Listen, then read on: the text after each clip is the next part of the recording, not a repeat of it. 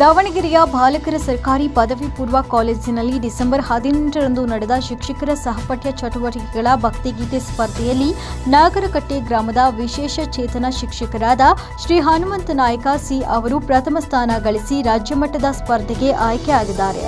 ಭಕ್ತಿಗೀತೆಯ ಮೂಲಕ ಪ್ರೇಕ್ಷಕರನ್ನ ಮಂತ್ರಮುಗ್ಧಗೊಳಿಸಿದ ಹನುಮಂತ ನಾಯಕ ಅವರ ಗಾಯನಕ್ಕೆ ತೀರ್ಪುಗಾರರಿಂದಲೂ ಭಾರಿ ಮೆಚ್ಚುಗೆ ವ್ಯಕ್ತವಾಗಿದೆ.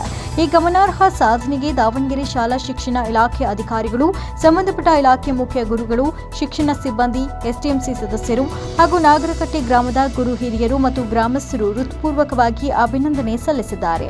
ಅತ್ಯುತ್ತಮ ಶಿಕ್ಷಕ ಪ್ರಶಸ್ತಿ ಪುರಸ್ಕೃತರಾಗಿರುವ ಅವರು ಈಗಾಗಲೇ ನೂರಾರು ಪ್ರಶಸ್ತಿ ಪುರಸ್ಕಾರಗಳನ್ನು ತಮ್ಮದಾಗಿಸಿಕೊಂಡಿದ್ದು ವಿದ್ಯಾರ್ಥಿಗಳ ಅಚ್ಚುಮೆಚ್ಚಿನ ಶಿಕ್ಷಕರಾಗಿ ಗುರುತಿಸಿಕೊಂಡಿದ್ದಾರೆ. ಪ್ರಸ್ತುತ ಅವರು ದಾವಣಗೆರೆ ನಗರದ ಸರ್ಕಾರಿ ಹಿರಿಯ ಪ್ರಾಥಮಿಕ ಶಾಲೆ ಹಳೆ ಊರು ದುಗ್ಗಮ್ಮಪೇಟೆಯಲ್ಲಿ ಆಂಗ್ಲ ಭಾಷಾ ಶಿಕ್ಷಕರಾಗಿ ಸೇವೆ ಸಲ್ಲಿಸುತ್ತಿದ್ದಾರೆ.